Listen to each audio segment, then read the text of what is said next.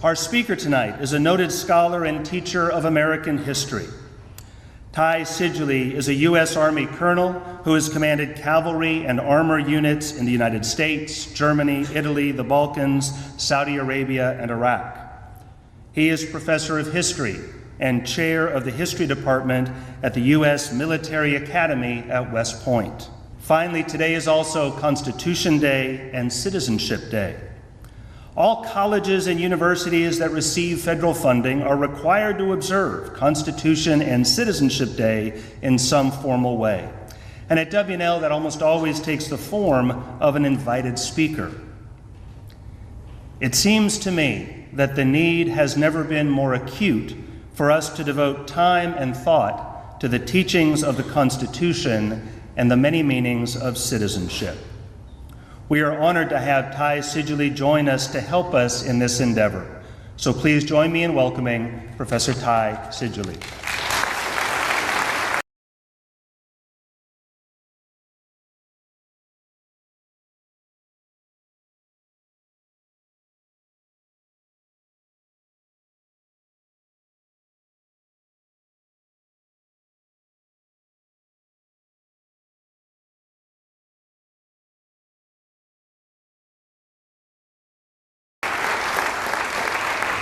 Thank you, Dr. Connor, for that kind introduction. Hello, my fellow generals. Hello. Speaking to you tonight is one of the highlights of my career.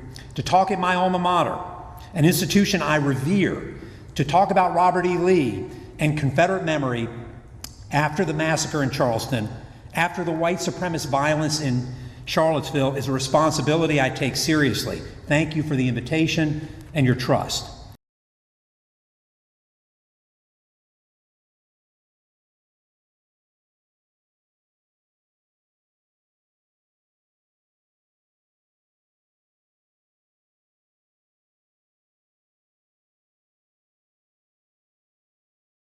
And I am especially honored to talk on Constitution Day. As a soldier, the Constitution has special meaning for me. Right here on this stage, right there, on May 31st, 1984, I started my Army career.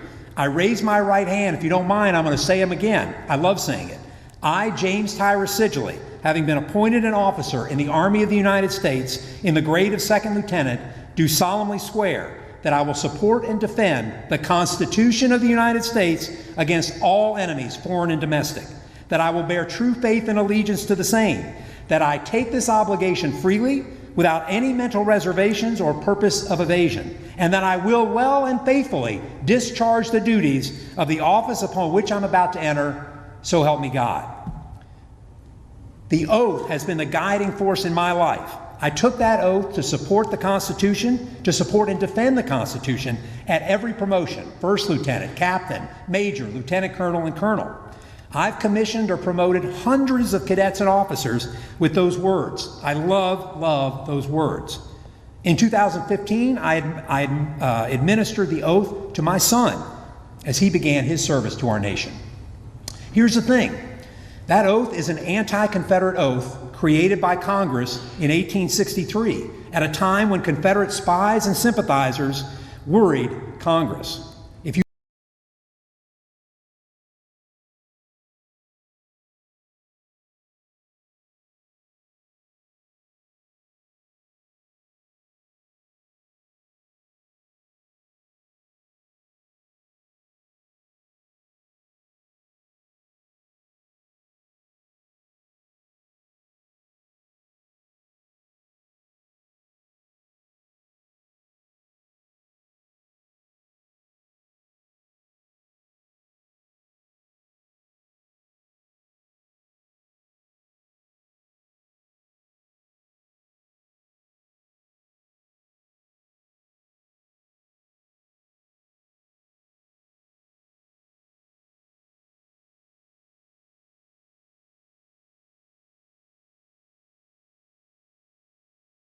You look at the words carefully.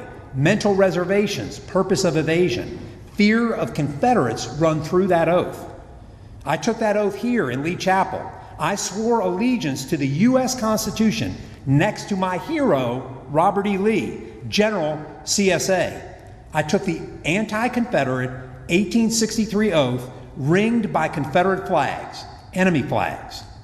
Now, I believe in the oath because I believe in the United States of America and our Constitution. Yes, our country is flawed. Our Constitution, imperfect. To paraphrase Winston Churchill, we have the worst country in the world, except for all the others. Like the other 2 million American soldiers, sailors, airmen, and Marines, some of them who have served in this room, I am ready to go to war and have gone to war to protect our Constitution.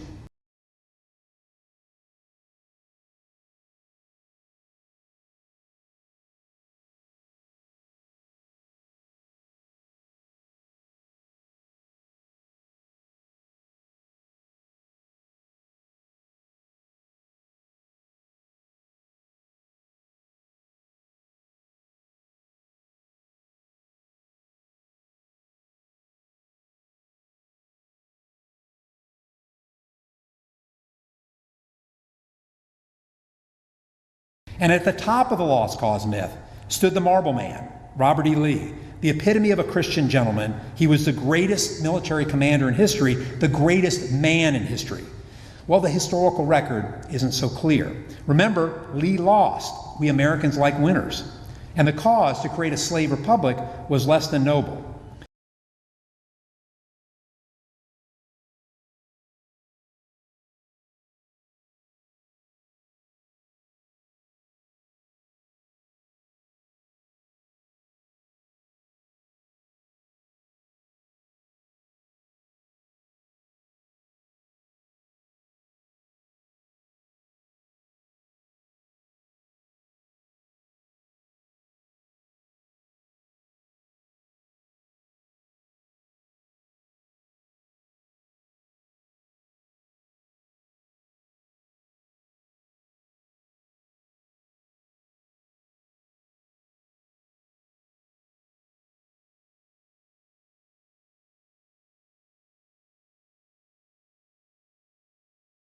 But both of us served in Army Blue for over 30 years.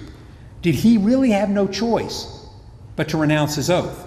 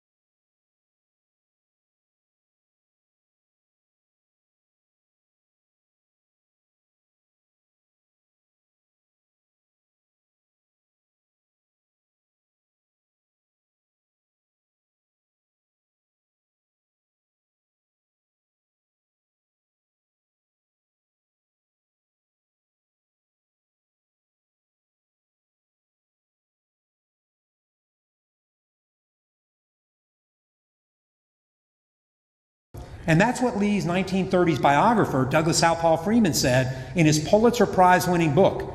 Joining the Confederacy was the answer he was born to make. So I went back to the books, back to the history. And there's several scholars have looked at this over the last 20 years. The answer is Lee could have chosen differently. Most of his family wanted him to stay with the United States, including his wife initially, his sister, and all but one of his children.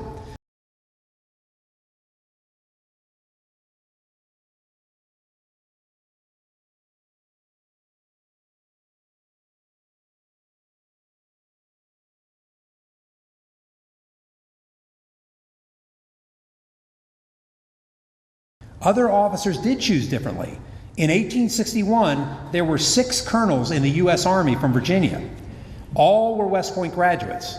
5 stayed with the United States. Only one fought for the Confederacy, Robert E. Lee.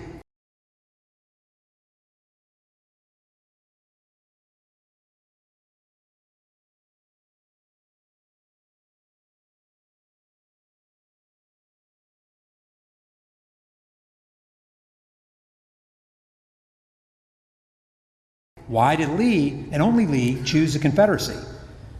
Historian Gary Gallagher at UVA says Southern identity was inseparable from his desire to maintain racial control.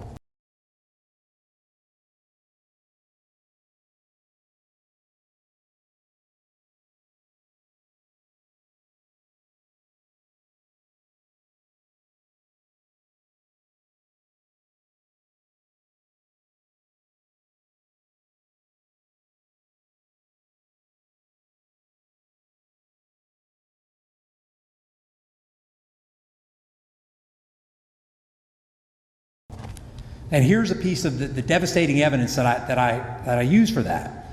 On January 1st, 1863, President Lincoln issued the Emancipation Proclamation, freeing slaves in the rebelling states. A week later, Lee wrote that the proclamation was, quote, savage and brutal policy, which leaves us no alternative but success or degradation worse than death.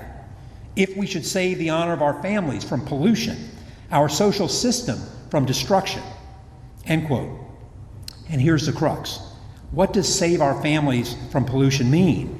It's fear of black male sexuality.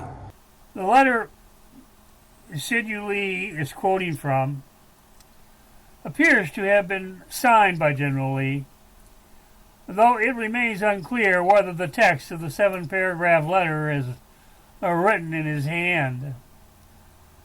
The brown paper with script is the original letter that is in the possession of the Library of Congress. The gray paper script is the original letter General Lee wrote to his son Custis the following day on January 11, 1863. Comparing the script of the text of the two letters, it's difficult to conclude the writer is the same. Nonetheless, an examination of the signature on both documents does lead to the conclusion that at least we can say General Lee signed both letters. The first 6 paragraphs of the letter to Seddon are written in military language, not abstractions or political theory. You'd be hard-pressed going through the voluminous writings of General Lee that have been preserved in book form and depositories to find him writing in abstractions. The first paragraph opens the letter with the statement that it is vital that the Confederate government inform the state governors of renewing their efforts to get forward into the field every man they can find. The next 5 paragraphs set forth the military facts, primarily that the Army has suffered great loss in manpower due to battles and disease, and that with the size of the enemy armies increasing, the Confederate States must put forward their full strength at once. Then, the letter's concluding paragraph is couched in terms of a rhetorical plea. Let's read it and then parse the language. Quote, in view of the vast increase of the forces of the enemy, of the savage and brutal policy he has proclaimed, which leaves us no alternative but success or degradation worse than death, if we would save the honor of our families from pollution, our social system from destruction, Let every effort be made, every means be employed to fill and maintain the ranks of our army until God, in His mercy, shall bless us with the establishment of our independence. Respectively, your obedient servant, R.E. Lee, General. Now, what do we know General Lee was referring to by reference to the phrase, quote, in view of the savage and brutal policy he has proclaimed, unquote? He's talking about the second subject of Abraham Lincoln's January the 1st, 1863 proclamation. The subject being that the President of the United States expressly is stating that the Africans that come within the control of the Union armies shall be assimilated into it, formed into regiments and brigades with uniforms and rifles in their hands, and sent forth on the countryside in Louisiana and Mississippi, Alabama and Georgia, roaming through the countryside, a countryside that is devoid of males, all of whom have gone off to the war.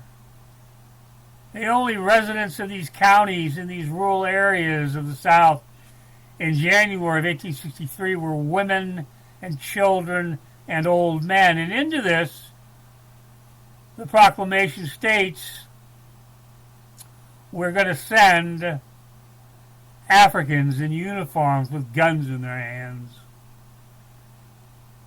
I would think it's reasonable for General Lee to characterize the situation as a savage and brutal policy. And what alternative does it leave us? He's saying. If we lose, it's a degradation worse than death. The honor of our families is lost to pollution, a pollution that Seidule, having no degree in psychology, tells us in General Lee's mind meant black male sexuality, conjuring up images of muscular black men stripped naked, raping white women in the cornfields. And then he has this phrase that follows, save our social system from destruction. Well, no shit, Sherlock. Of course this war is about destroying the social system. It's the nature of war. As soon as Ulysses Grant entered into Mississippi and started burning down all the plantations, the farmhouses, the barns, and killing all the animals, he was destroying a social system. He was turning a society into chaos.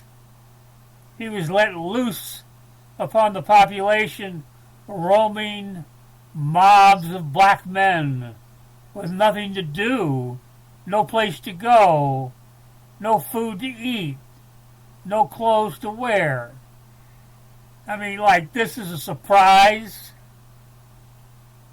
And so, it's that one sentence in those two phrases out of all the hundreds of letters that we have in our depositories that General Lee wrote, that this character from West Point, chairman of the Department of History, Seidule, tells us is his most, quote, devastating evidence. Well, in contrast, On January 11th, 1863, the following day, General Lee wrote this to his son, Custis. And this is some 10 days after General Lee has caused a deed of manumission of some 250 slaves held by his father-in-law's estate to be executed and filed in the Orico County Courthouse, effectively setting free all of the Africans that his father-in-law had owned during his lifetime. And now he has the concern of what to do in this situation, and he writes his son and he says, quote, "I am delighted, my dear son, at your safe return to Richmond. Your letter strengthens my hope of our ability to hold the Mississippi. God grant that the integrity of the Confederacy may be thus preserved." And then he launches into the subject that he has to deal with, in contrast to Seidule's view of things. "I hope you will be able to do something for the servants. I executed a deed of manumission, embracing all the names sent me by your mother and some that I recollected, but as I had nothing to refer to but my memory, I fear many are omitted. It was my desire to manumit all the people of your grandfather, whether present on the several estates or not. I believe your mother only sent me the names of those present at the White House in Romancoke. Those that have left with the enemy may not require their manumission. Still, some may be found hereafter in the state, and at any rate, I wish to get a complete list and liberate all, to show that your grandfather's wishes, so far as I was concerned, had been fulfilled. Do you think that is the best course? Can you get the complete list? Can you have a deed drawn up embracing the whole, or a supplemental deed embracing those who have been omitted, stating that they have been carried from the plantations by the enemy?